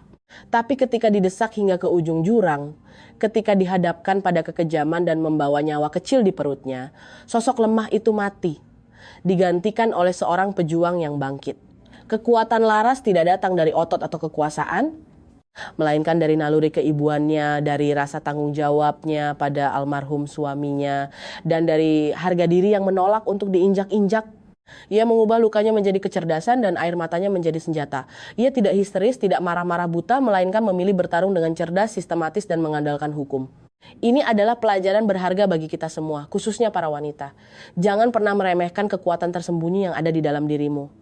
Mungkin kamu sedang bertahan, mengalah, dan merasa dirimu lemah serta bergantung pada orang lain. Tapi percayalah, jauh di dasar hati setiap wanita ada kekuatan baja yang siap meledak.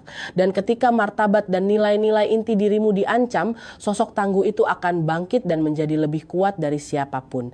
Jangan pernah menunggu orang lain datang untuk menyelamatkanmu. Jadilah pahlawan dalam jalan ceritamu sendiri. Teruslah belajar, bekerjalah, berdirilah di atas kakimu sendiri secara finansial. Karena ketika kamu bisa mandiri, tak akan ada badai apapun yang mampu merobohkanmu. Dan yang terakhir adalah pelajaran tentang memaafkan dan memulai lembaran baru. Ketika semua hutang lunas terbayar, ketika penjahat telah mendapat hukumannya, Laras tidak memilih hidup dalam dendam. Ia tidak merayakan kejatuhan keluarga mantan suaminya. Sebaliknya, ia memilih untuk melangkah maju, membangun kehidupan baru yang lebih damai dan bermakna.